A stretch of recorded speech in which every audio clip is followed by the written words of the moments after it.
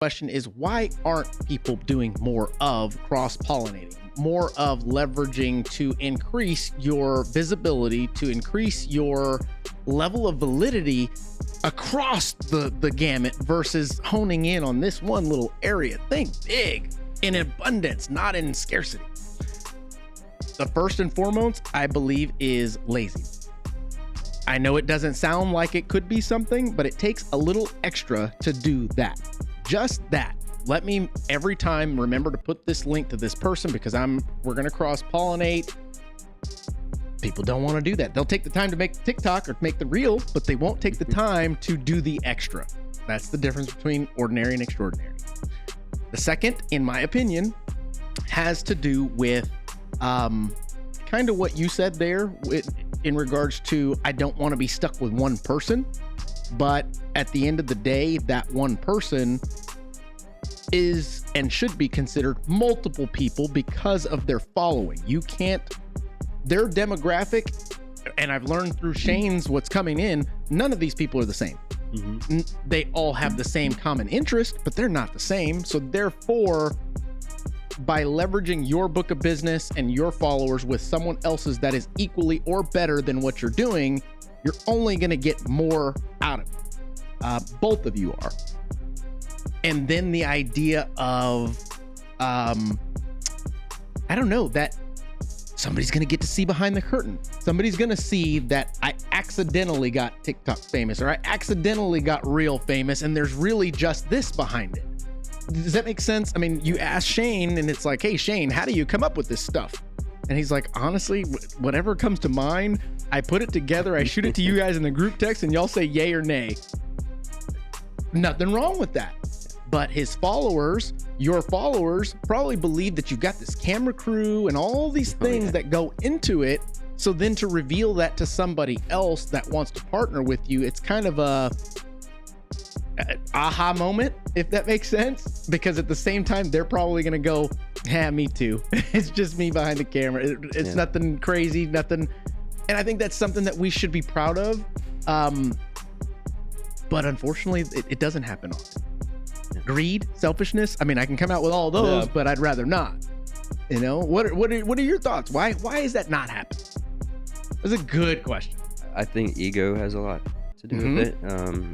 I think because I run into a lot of agents, like, you know, when I'm getting content, and you know, we all do something different, and they'll ask me and I'll share, and they're like, well, no, and I'm like, okay, I mean, you know, I'm trying to help you, you know, but I think a lot of people on the realtor side think they know what's best. And I don't think they're not willing to accept change or other ideas, especially from like a junior agent.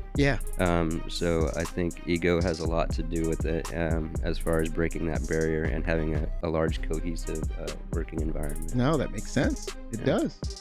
Yeah, I don't have an answer to that because, like I said, it's a great question. Why have people not done that more? Because you can go, I mean, there's no realtors linked with other realtors unless they're on a team. There's no realtors with lenders, no lenders with realtors. They're just, it's not there. And it's why not? What's stopping you? Because like you said, now you've got multiple, now you've got their followers and your followers. You're trying to grow as much as you can together. You know, what is the question for that? And here's the thing that I want all the listeners, viewers to think about at the moment. There's now over 360 million people in the United States, of which X amount of percentage is over the age of 18 and can purchase a home. Not saying that they qualify, but can actually, if they had all the requirements and things of that nature. Isn't that our entire demographic audience that we're trying to help educate and accomplish the goal of home ownership or selling or actualizing the ability to build generational wealth with use of real estate and property? But yet the mindset is like this big in some of those situations. That's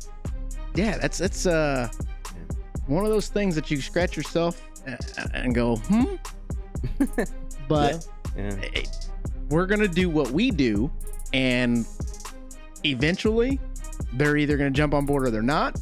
And by the time they jump on board, we're on to the next thing. And that's typically how it goes when you're an innovator, when you're somebody that is not willing or is willing to take the risk. is willing to show people what's behind the curtain. And truly the risk that you're taking, it's in yourself. Yeah. Right? I mean, you trust in your ability to continue to provide content. You trust in yourself with the ability to not be scared to put yourself out there, knowing that you could receive questions and those questions could lead to answers that you may not know, right? You don't have to know every answer to everything. Right. You just need to be the person that knows where to find the answer, right? So I mean, this TikTok, real estate, Instagram, real thing, I don't think I'll ever understand. But the good news is I know how to use the back end logistics, leverage, big concept, to coach you guys to get more into your inbox and more people into the home, or more people, their goals accomplished. That's what we're here for, right? Mm-hmm. So that being said, guys, do you want to share anything? I mean, what are a couple of, and we'll end with this, what are a couple of tips that you would recommend? And maybe we can go back and forth, but let's just go a couple of tips for someone that is either currently or interested in getting into TikTok videos, Instagram Reels, short stories, things of that nature. And go. The first one that I would say is, if you're going to attack, TikTok Reels, whatever the video that you're going to do, you have to be scheduled with it and you have to set time for it. Because that's one thing I didn't know. All of a sudden I'd be working, and all of a sudden 2 hours later I was still working on videos. Mm-hmm. And I didn't know that. So I definitely think if you're doing it, you have to know it's a commitment, and you have to commit a certain amount of time to it, and don't go over that time, because you also have a job that you're doing that you're making money for. Sure. So I've cut into my time that I had to work. So I would say make it a commitment and schedule time for it, because that makes your life easier. Mm-hmm. Try to do a certain number of videos so that you have it for the week, or whatever the case may be. Absolutely. I mean, it's a great great notation, because I can attest, not doing the TikTok things like that, but this podcast, it consumed me for a minute and I loved it. But at the same time, you go, wait a minute, this isn't what I do for a living. Exactly.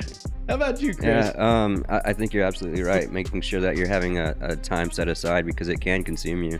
Like Instagram in the beginning, when I was doing it, I realized I was looking at my weekly time on my phone. My iPhone was yelling at me. They're like 11 hours. I was like, whoa, dude. That's just arbitrary. But, stuff like that made me realize, how I'm going to value my time and where I need to put my efforts and stuff like that. But just starting out on Instagram, I would say, a few things. You want to be consistent, and it's not going to be right off. You're not going to get that huge following or those thousands of views in the first few videos. So just consistently post. I'd say a good 3 weeks is probably about right. 2 to 3 reels a day, and try to keep them, between less than 10 seconds. As far as engagement and stuff like that, if you have a professional profile, you'll see there's a little button there that says insights. Mm-hmm. That's a very valuable tool. I'm all about data. Yeah, everything. Me too. Absolutely. Everything I do is data driven. So if you go in there, you'll notice your engagement, and then there's gonna be 3 little categories. If you go to your followers, you click on that and you scroll all the way down. There's a chart that shows the days of the week. You click on that and it'll show the times which your crowd or your following is actually engaging with your profile. Mm-hmm.